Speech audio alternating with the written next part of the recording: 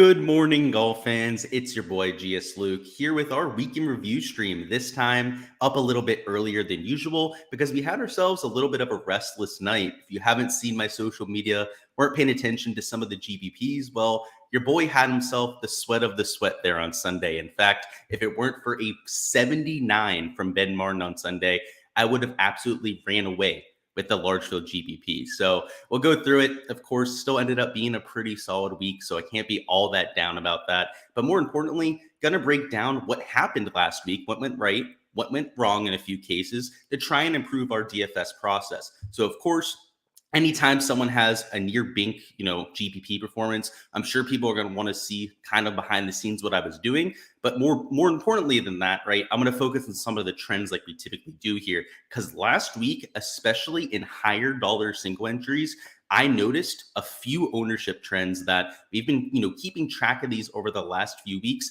But this week, it was especially crazy. I mean, Carson Young, if you were in that $222 single entry, just go look at his ownership real quick. So if you're already in there, take a look at it. But we'll definitely show you what I'm talking about later on. A few things. Emiliano Grillo, first off, certified stud, of course, was probably the main reason I won the money that I did this week. And on Saturday night, he hit our boy Rick up here with a your mom joke. He said, "Sorry, buddy, your mom got me tired last night." Of course, he shot like +2 after starting 4 under par there on Saturday, and then comes out there on Sunday and wins the golf tournament. So I just thought that was funny. Thought we'd point it out. If you're not following our boy Emiliano Grillo there, you can see I wasn't yet. Follow him. He's apparently posting some pretty funny stuff. In terms of our community contest, it was won by a newcomer. So believe it or not, this was Town Tizzle's first week in the contest. I know that because I chat with them all the time over there in the Discord. And first time luck, you'll call it, right? All of these guys were in my player pool. They're all players I was getting exposure to, but he pretty much kicked our butts. This 388 performance would have been a top 5 performance in most single entry contests. So if you're watching this on Replay Town, just know that's a really good lineup for your first time out. I mean, even in a smaller contest like this, to be able to take it down on your first try, tip of the cap to you, right? Pretty solid from you. If my hat wasn't backwards, I'd actually give you the tip of the cap.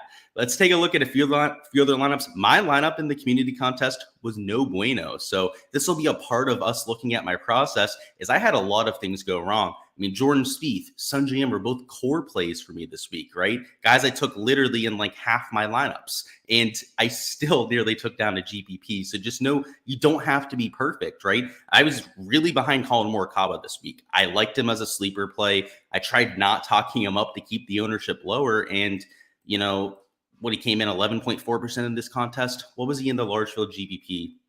Just out of curiosity, let's find a Morikawa lineup. I'm sure there's some up here. I saw him yesterday because he shot there he is, 12.3% owned. Like, it was solid play. Like those are the type of guys that I was trying to get to, and they didn't really have a good week. Denny McCarthy missed the cut. Actually, was another one of those conviction plays I really liked.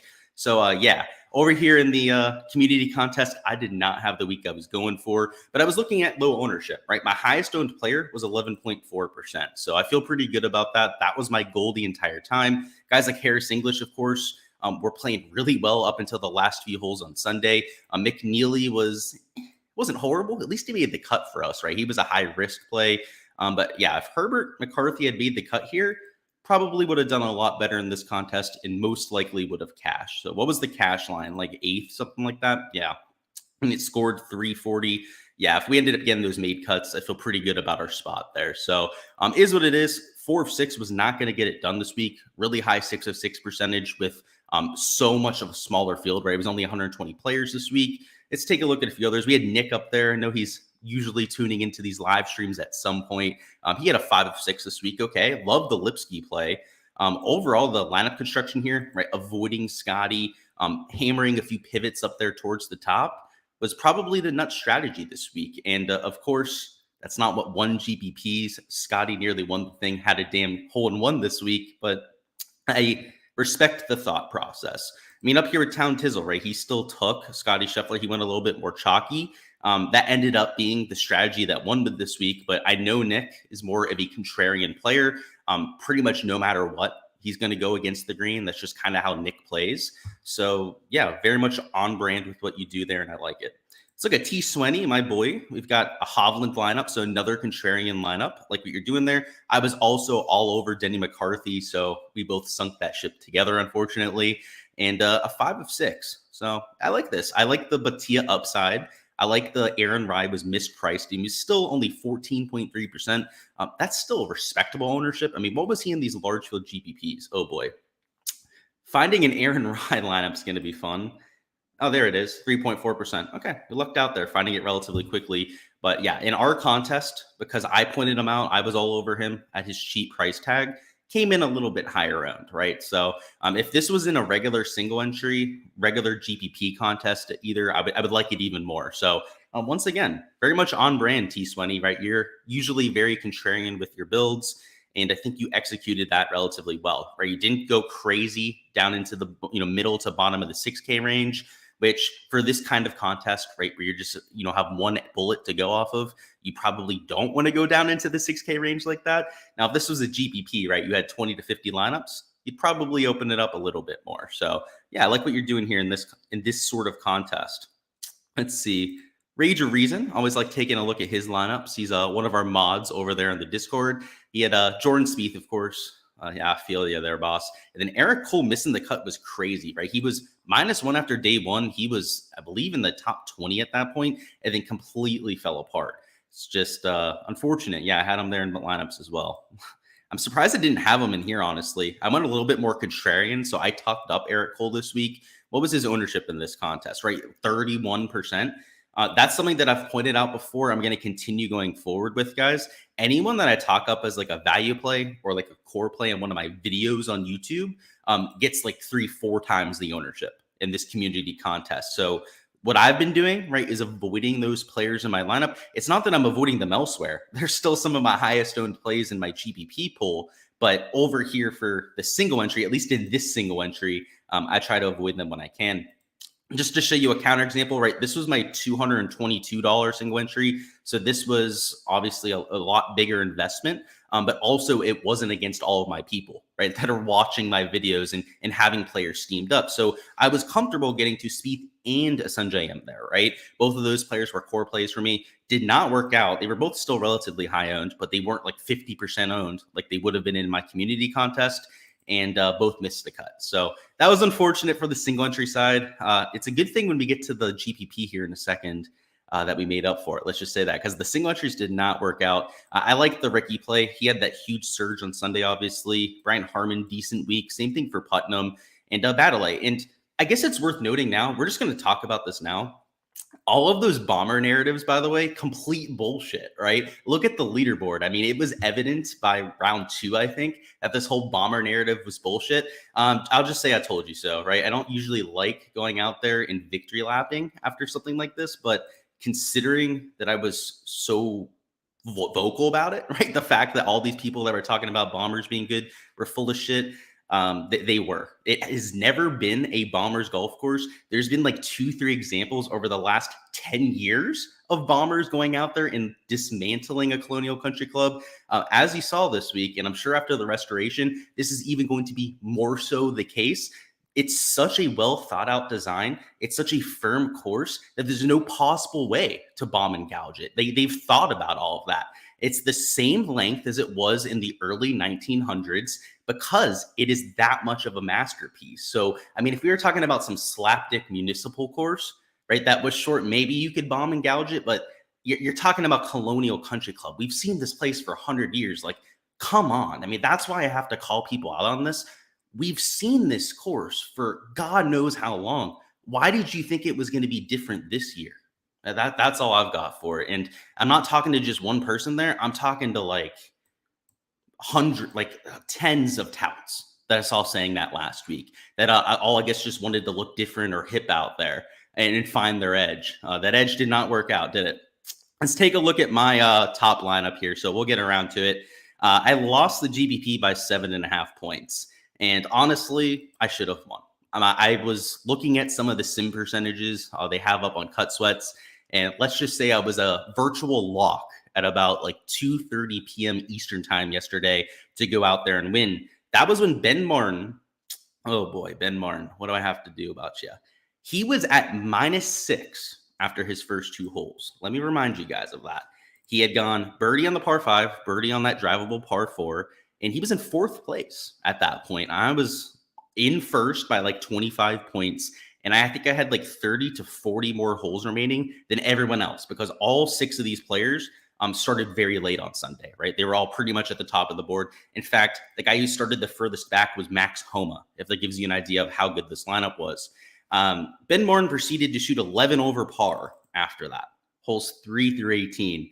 It's probably the worst beat I've ever had when it comes to betting because, I mean, if he shoots even 3 over par, so 5 over par from there onwards, right, the last 16 holes that he has, I still win this GPP because the placement points that he lost, plus, of course, the bogey points that you're losing from there on out would have easily made up for that difference. So it's easy to say could have, should have, would have, right? It's why I was so ticked off yesterday. And I know, right? I shouldn't be ticked off about winning 15K. That's nothing to scoff at. And I'm not trying to do so. It's just more so the way that I lost it, right? A lot of you out there probably don't realize the kind of sweat that it was. I mean, even Justin Suh shot +4 on Sunday, which, I mean, everyone had shitty players on Sunday, right? Even the winning lineup had, what was it? Siwoo Kim shot +3 there. He had Ryan Fox shoot a couple over par, and of course Adam Schenk, who we both had, he shot a couple over par. But this +11 for your last 16 holes, I mean, is just completely ridiculous, right? That's another level of going out there and sucking. So that was hard to swallow, but again, we'll take it. We're still ridiculously up this week when it comes to our bankroll, and we learned a lot. I'll say we'll say that, especially if we're going to take, you know, guys like Scheffler, Griot, Homa. I think I need to play a little bit more of the Griots and the Homas. I was a little bit light on their exposure this week. I took right around 19% Griot.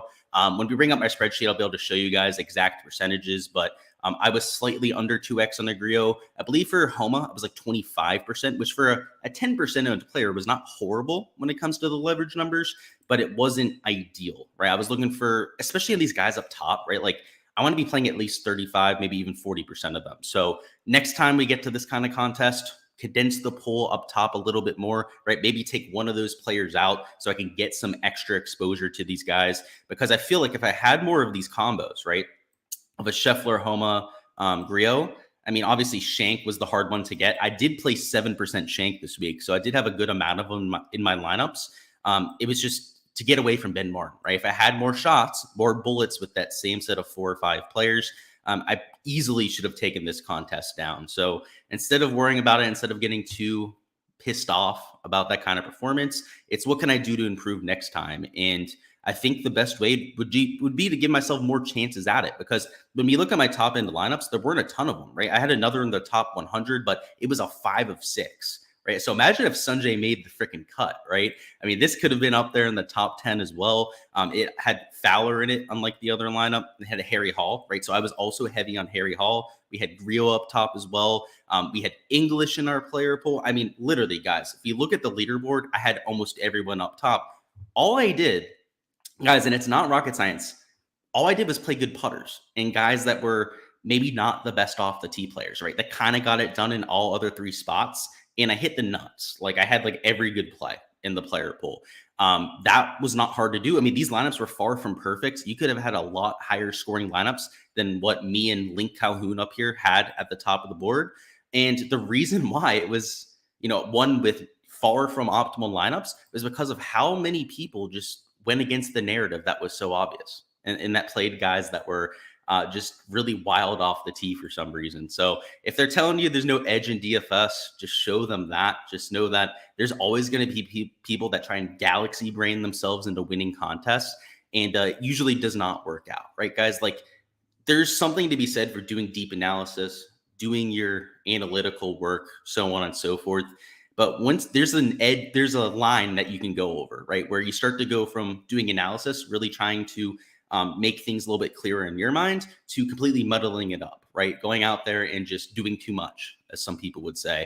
I think the people that went out there and went against the narrative of this being a short course for guys that are more putting heavy probably overthought a little bit, which is okay. It's not like I haven't done that before. I've done that a million times in my career. Let's go ahead, bring up our projections, and start to talk about some of these little trends that we were going through. So what I wanted to focus on was the single entry ownership. So the 222 single entry was the like promotional contest that they're doing, right? So on there, you're getting points for 3 straight weeks. Essentially, they all add up after the 3 weeks, and then you get an extra bonus payout based on how you did over the 3-week stretch. So what I wanted to do here is kind of track that ownership over that 3-week stretch. I also have a spreadsheet up tracking it by user, so you can take a look at how different users played over the first 3 weeks to see, what players were contrarian, how they did in that contest versus some of the guys that are a little bit more chalky. So we're going to have that analysis after this contest is completed. So that'll be, I believe, just 2 weeks from now. And there's some crazy ownership numbers. So first off, Scotty was nearly 50% owned. That one's not so crazy. That one was a little bit more to be expected. The crazy one is Carson Young. I promised you we'd get to it at some point. What the actual hell is this?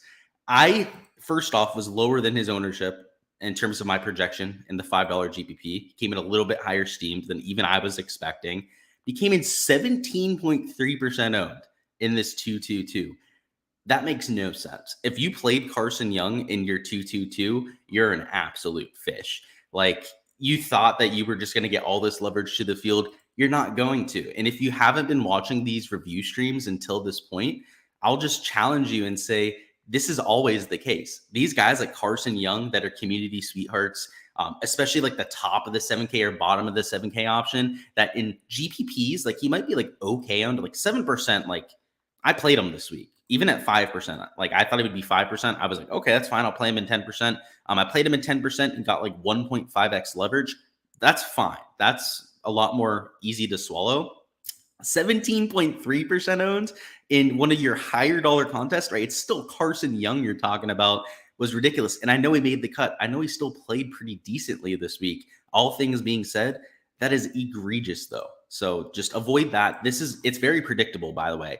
All of the quote unquote chalk for the $5 GPPs, $20 GPP, so on and so forth, are usually like twice the ownership, especially down low in some of these single entries. So let's find a few others, right? There's a few others that are notable here. Let's find this one right here, right? 9% ownership difference on Eric Cole. It was 13.9% in the $5. He was nearly 25% in the 222. So these are trends that we've been focusing on for the last month or so, and they've continued to be the case.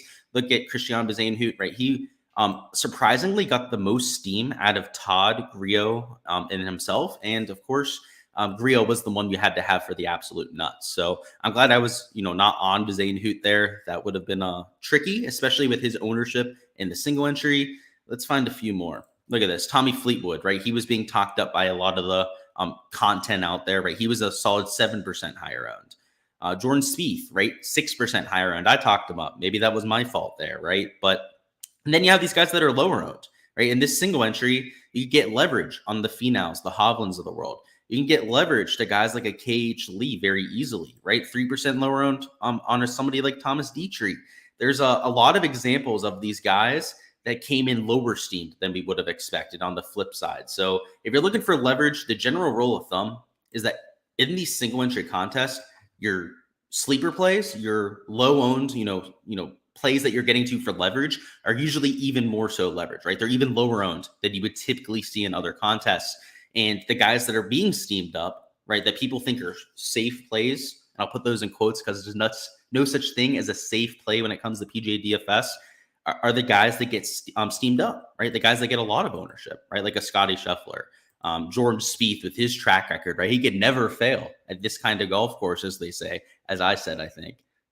Did not work out. 20 fantasy points. Oof. The picture of him sitting against the stanchion after hole 17, that was me on Friday evening. I was not too happy about Spieth boy missing the cut.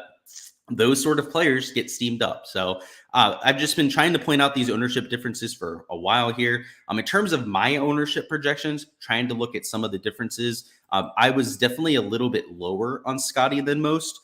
I thought enough people would get to these pivots that they would make up for the ownership, and it looks like I was just a little bit off, right? Mostly on Finau. Finau was not owned nearly as much as I thought he would.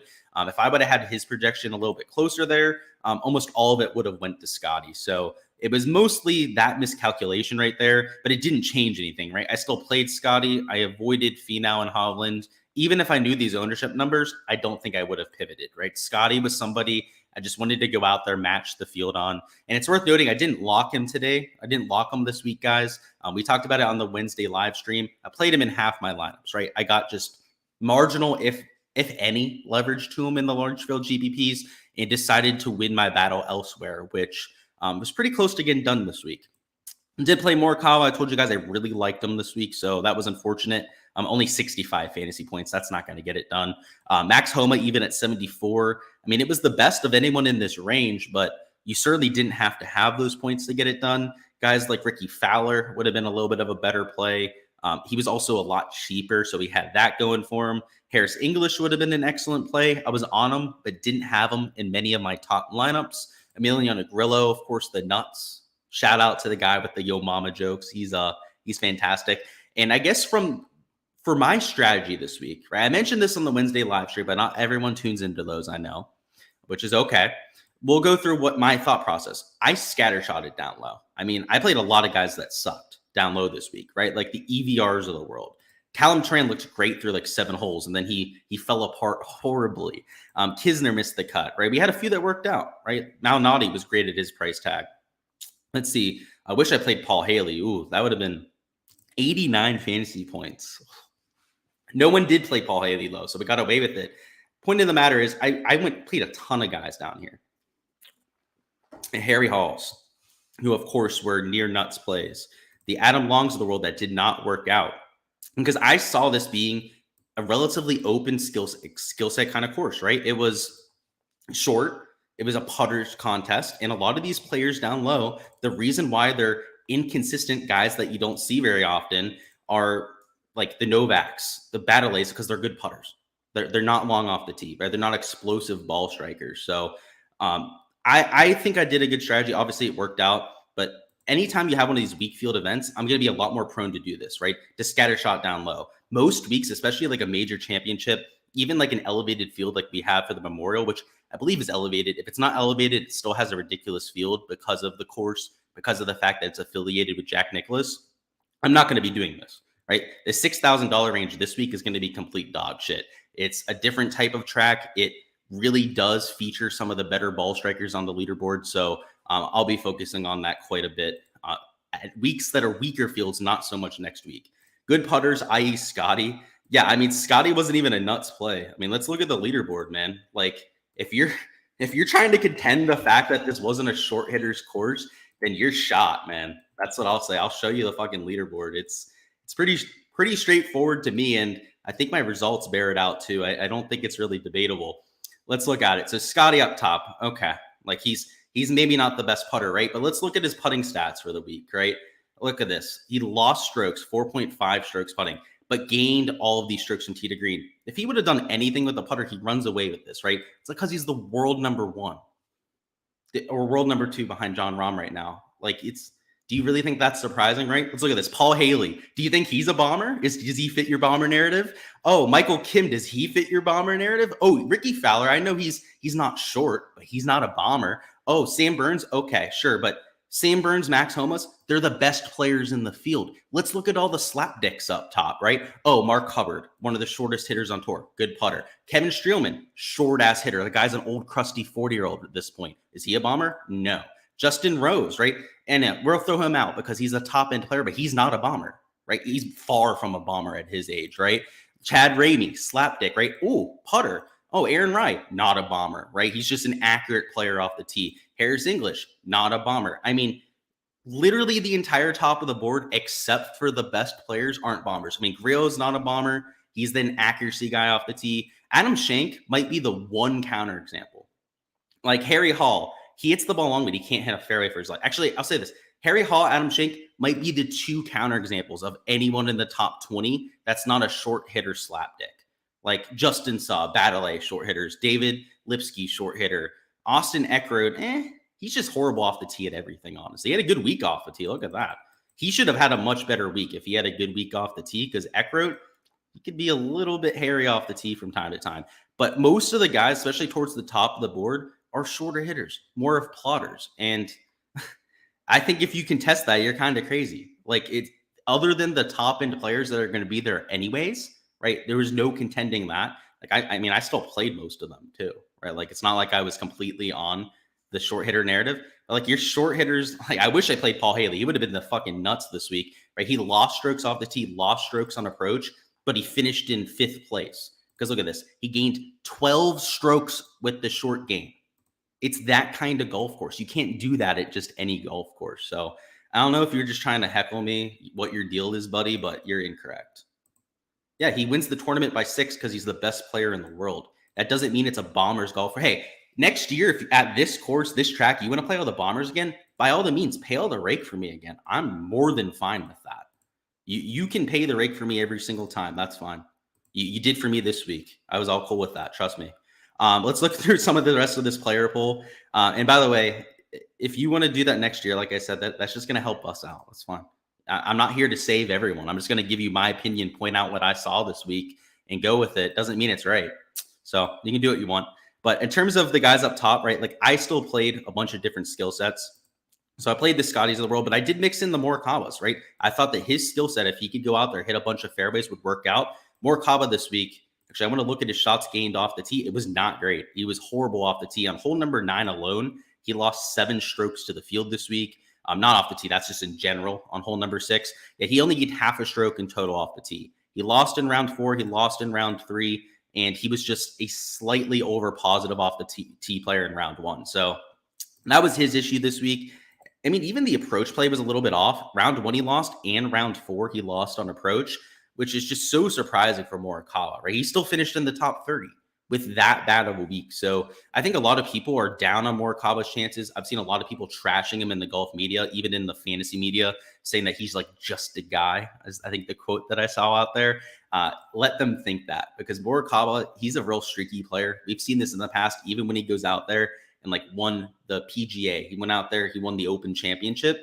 He wasn't playing outrageously good going into those. Like, he had a few, middling finishes, maybe even a few missed cuts from time to time, and then spike performance, right? Just out of nowhere. He's always going to be that spike performance kind of guy. So I think I'm always going to be a sucker for Colin Morikawa. So we'll have to see. And the more and more that people trash him, the more and more that the sentiment goes down on his chances, the better of a play he becomes. He's always been like that. I mean, the Open Championship, I think, was the best example of that, was when he went out there and he was talking about how he couldn't get through the turf properly. So he changed up his irons, and then he went out there and won the golf tournament, right?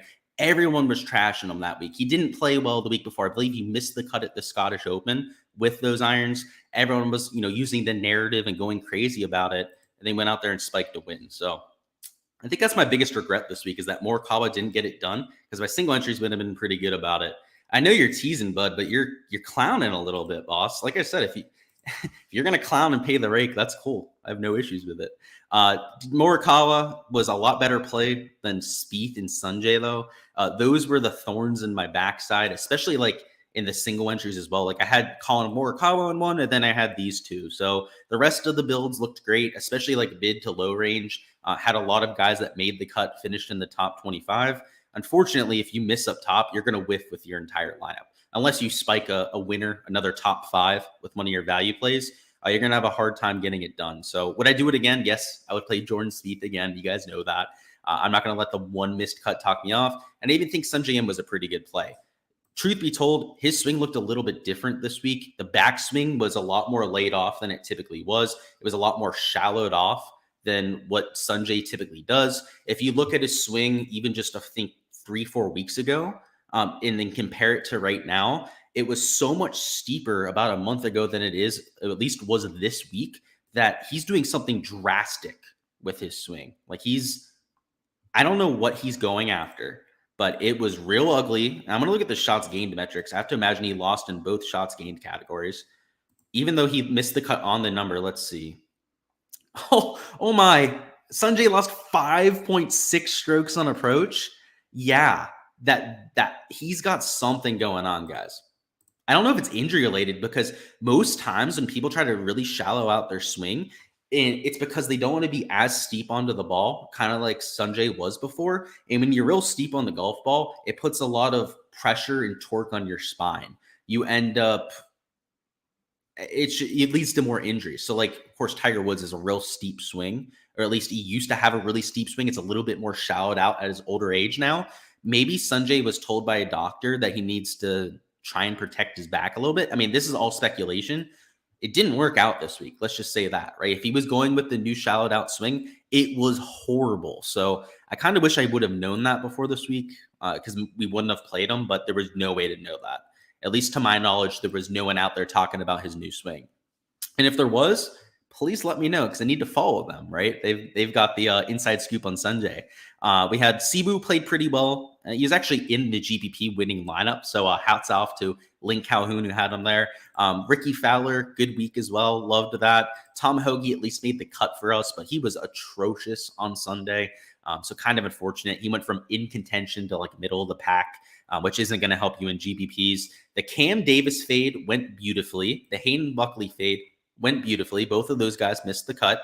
And of course, Billy Horschel and then our Sibu Kim sleepers both paid off hugely, right? And that's why we go after these sleepers and fades, right? There was no reason that, let's see the ownership in the $5 GBP, right? So Sibu was 5.5%, actually even lower owned than my projected ownership. And Cam Davis was slightly lower owned too. Overall, though, you were looking at what, like a 3x difference, like 2.5, 3x difference between their ownership numbers there.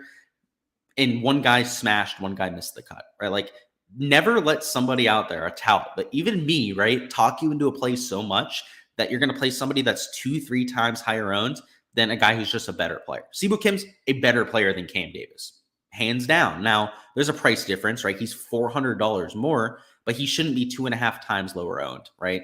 Just like down here, we're looking at a Billy Horschel compared to a Hayden Buckley.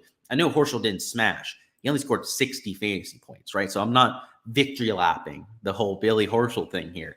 But what, he was 3.4% owned compared to 11.6. Again, that's like 3-4x times the ownership for somebody that missed the cut compared to somebody that was able to go out there and at least get you 4 rounds in. So I'll always point out these fades, especially in this 7K range, as egregious guys to fade.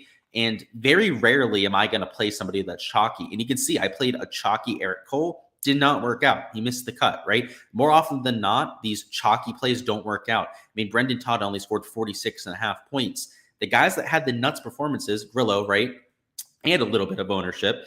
So we'll give him that. But Harris English, 6% owned. Let's go. Who is this? Sam Stevens and Suh, right? What was it? 3% owned. Like, not crazy in terms of the ownership numbers. Aaron Rye, right, was only 3.4% owned. Let's keep going. Ben Martin, oh boy. He still scored 61 points. So good for him. Even though he shot 79, still scored 61. 5.6% owned. Like, it's not the guys that were 12, 13% owned that were consistently getting it done. It was just random guys. I don't want to say like random guys. It was a lot of the guys that I played, right, that played well. Because a reason why we were on them, but it wasn't the mega chalk, let's say that was getting there all that often. Outside of that, it's your typical week, right? You're going to have guys that hit, guys that miss. But I think the main thing I wanted to do up top, and I mentioned this when we were going through my lineup specifically, was to condense this core. And if I was going to try and condense this core, I think down here in the 8K range, I would probably at least taken one player out. So I think, in hindsight, maybe I shouldn't have played both McCarthy and Henley. Maybe I should have gone with one or the other. Obviously, fading McCarthy would have been the move, but considering I liked him more than Russell Henley, I probably would have gone the other direction. So I don't know if that would have helped me all that much, but going forward, condensing that down wouldn't be a bad idea. And then maybe trying to take Morikawa or a Homa. Because if I would have had 35, maybe 40% max Homa this week, I probably would have had at least one more combination of the Scheffler start with Homa, Griot, Shank in the same lineup, like those 4 guys. And if I did, I probably won the GPP this week instead of finishing in second. So I don't know. It's hindsight's 2020, right? Obviously, you're going to know what to do after the fact. But going forward, I mean, it could be condensed up, right? From 10K plus, I had 3 of the 5 players. Like that's probably too many, right? And then if you start to count $9,900 as 10K, I had 4 of the 6 guys up top. That was just probably a little bit too spread out, especially considering that one of those players was Scotty Scheffler, and I had him in half my lineup. So you can always learn from things, right? You're never going to have a perfect week when it comes to the DFS, GPPs, that sort of thing. So those are probably the learning points from my end. Let's see if there's any comments, any lineups you want to look at. Hope everyone keeps forgetting about Justin Suh. I agree, man, 100%. He's a hell of a player. I took him this week. I thought he'd play well. The main thing I want to bring up is shots gained metrics for you because you're spot on with that. He ended up what, like -2 on the week? Yeah. Poor guy shot 74 on Sunday. If he could have played better, it would have worked out for me too. So that was kind of unfortunate. He gained putting, gained around the green, but the approach play is the consistent part, right? If he can go out there game at the irons, he's almost always going to finish in a top 25 for you. The off the tee play, I think he's going to learn. He hits driver a lot. I think that's the issue with Justin Suh, is he hits driver a lot more than he probably should. Last week, I mean, even on Sunday, I mean, he was out of contention by his back nine, so maybe that had a lot to do with it. He was hitting driver where Harris English was hitting iron on every hole. And though Justin Suh was significantly closer to almost every single green, he was hitting it further from the hole than Harris English, who Harry, of course, because he was laying up, was in the fairway, was in position. I don't know if Justin Suh hit a fairway on his back nine. He hit 9 out of 14, so he obviously did, but it felt like at least the last like 4 or 5 holes he was playing back here on the back nine, he wasn't hitting many fairways. Let's see. Yeah, miss on 17, miss on 15. So he hit 18, 14. So maybe I'm just giving him flack and he doesn't deserve it. Yeah, it looks like he's in fairways to me. Maybe I'm full of it. But this was a layup, right? The 233 one. Maybe I'm focusing it towards the end when I was really in the sweat and tilting him. I was like, why are you hitting driver out here? He didn't do it on 14. 15 was the one I was really tilted about. There's no reason to hit a driver, and he hit it into the trees, had no chance, ended up making a bogey. And then on 17, it's the same thing. It's only 379. He hit a 3-wood, which you don't need on this hole, and then he hooked it into the tree. So it says 237. That would have gone like out here to the unknown if it weren't for the trees that helped him out a little bit. And he ended up stymied, did not hit a good shot, and then, of course, couldn't birdie that hole. So I think he's got to get his mental game together. Just figure out a strategy for the course and stick with it. Because let's see, he slightly gained off the tee on Sunday, lost, slightly gained. If he can plug that hole, go out there, just gain a few strokes over 4 rounds, that's a top 10 finish for him right there. If not something a little bit better than that, because he's actually getting into the hunt. So I completely agree with you on him flushing it. Yeah, let's look at his last few events. I mean, I played him this week, so I'm assuming the stats were there. I don't remember his shots gained at this point of the week. It's been too long. My brain's honestly fried after yesterday. It's not a fun sweat. Yeah, so Suh, he's just very like average tee to green, but that's okay when you're a huge gainer with the putter, right?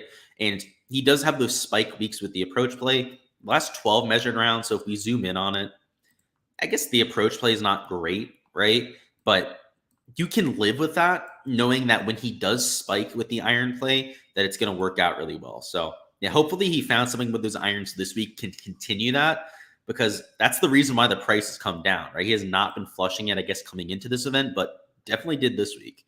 So we timed that one up well.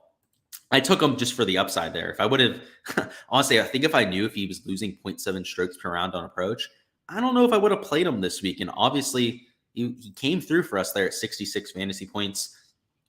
Just a few other guys I think that had good weeks that are worth pointing out for you guys. Let's see. We have the shots gained metrics up here, right? Yeah. Mark Hubbard seems to be coming back into form. He had 4 rounds under 70, which I believe might have been the only player in the field to complete that. So good for him there. But overall, let's look at the shots gained, right? Gained a ton on approach. That's what you need to see from Mark Hubbard. That's kind of what his strength is usually going to be. That and the putting is what's going to get him to the top of leaderboards. And he didn't even have the putter this week. It finished in the top 10. So that's huge for his chances going forward, especially at shorter golf courses. David Lipsky, good performance. Aaron Baddeley just continues to make cut after cut. So for anyone out there that hasn't been playing him, I would challenge you to do so. He's always way too cheap, and he's finishing in the top 25 at least like once a month. So paying off a lot more than what you're investing into him. Let's see. I guess Morikawa, right? We showed that. He's got to get it together off the tee. And Sibu Kim, horrible round on Sunday, but overall pretty good week. So I like the way that he's trending.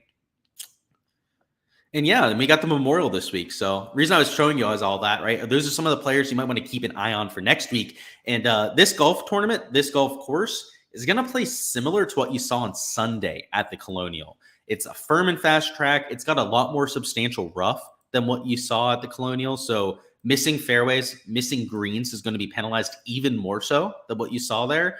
And you're going to see scoring average likely over par, winning score probably in the -10 or worse range, just like you saw for this week. So if you liked the Carnage on Sunday, well, now you're going to get an entire golf tournament with Carnage. So that should be a lot of a lot of fun for us DFS hardcore fans, right? I know general public likes seeing birdies made, but a lot of us out here like going after the harder courses, right? Like seeing the guys struggle a little bit, have to really think through the round. So it's another bent grass course. I'll be doing my course breakdown here in a little bit, but definitely going to be a fun week. In terms of your field, it's ridiculously strong.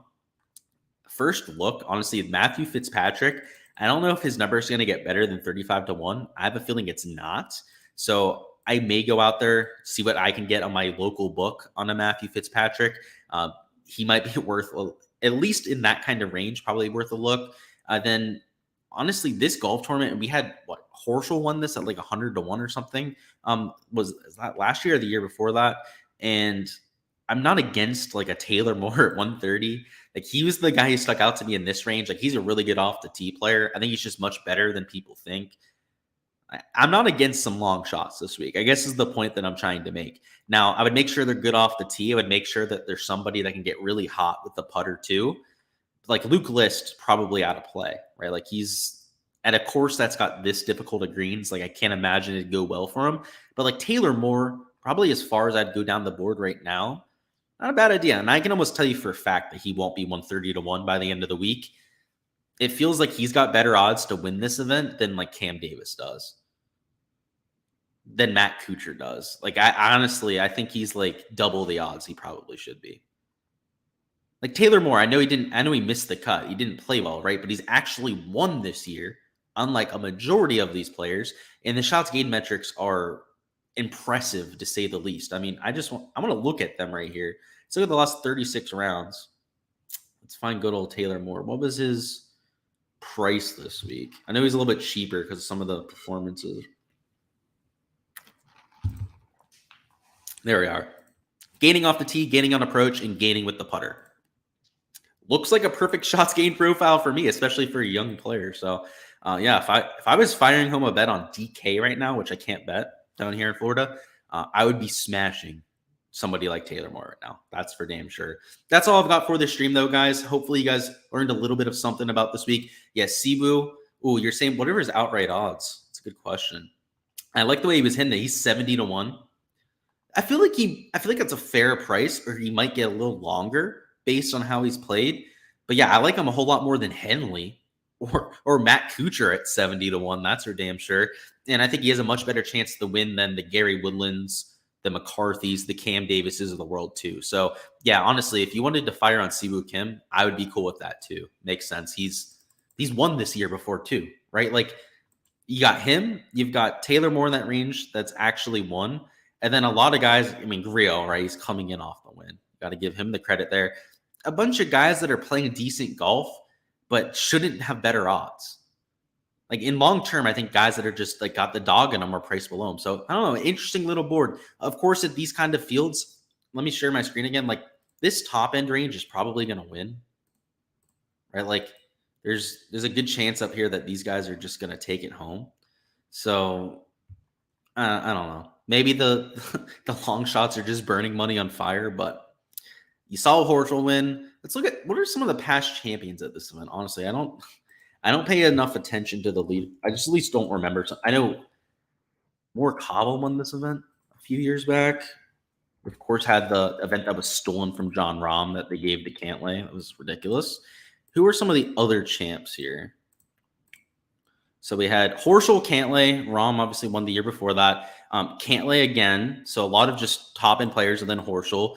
DeChambeau won this at long odds. He was not a favorite that year to win. So that's interesting. Jason Duffner was not a favorite to win. McGirt, Lingmerth. So this is the trend I was kind of talking about. I remember this event used to be like long shot central. And it was probably after Lingmerth, McGirt, and Duffner were winning. I mean, even Bryson was kind of a long shot. Then we had that 3-year stretch of just studs winning. And then we got back to that old trend of a longer kind of shot winner. Of course, Tiger Woods was not a long shot. Stricker at that age would not be a long shot. So there are still studs that are winning. it's going to happen at any tournament, right? That should not be surprising. But you also, for a ball striking test, it's kind of surprising to see like some of these names on here, right? Like the Duffners, the McGirts, and whatnot. So I think if the weather is going to be really nasty, which at this point of the week, I have no idea how the course is going to look. But if it's going to be nasty weather out there, I think there's a good chance that you're looking at like a shitty guy winning. Like I think if it's good weather, there's probably a better chance at one of these studs just getting it done. But if it ends up being like super windy for the 4 days, raining, that kind of thing, I think it brings in like I think that's, at least to my memory, like I think Lingmerth won when it was really shitty conditions. And I think McGirt might have as well. So we'll have to keep an eye on the weather aspect. Hopefully it's not Cantlay Rom or Cantlay winning again. Let's just say that. I believe both are in the field. Memory serves me correctly. Yeah, of course they are. And everyone's going to bet and play them at DFS. So that's why I say hopefully one of them doesn't win, because there's a very good chance that I'm not going to bet them. And there's a good chance that I'm not going to play them at DFS this week. And naturally, that's probably who's going to end up winning the golf tournament. So let's let's leave it at there, especially after having that spike performance, right? You're kind of due for a kick in the nuts at some point. You're at Windermere, nice, down here in Florida. Already did it 80-1. Oh, 80-1 for Siwoo. I liking that. He's obviously in your profile picture there too, so you've got that going. Love that. Alrighty, boys, that is all I've got for this stream. I'll be doing all the content this week for the Memorial. First up will be a course breakdown. That'll be posted sometime around noon today. We'll have core plays, value plays, all that sort of fun stuff, and hopefully we can take home first next time, not that little second place, which bugs me. I'm just a really competitive guy. I like winning. I don't like finishing in second place. I was raised that second place is the first loser. I came from a racing background, dirt bike racing, street bike racing background. So yeah, second place is never a good thing. It's not celebrated in my household. Let's just say that. So I'll be going out there trying to run it back. Hopefully the rest of the community can follow suit. I know there were a bunch of winners out there, both for Showdown and Main Slate. So let's ride that momentum. Let's take that confidence, that little bit of extra bankroll, and make it count for this week. Best of luck out there, boys, and I'll catch you guys next time.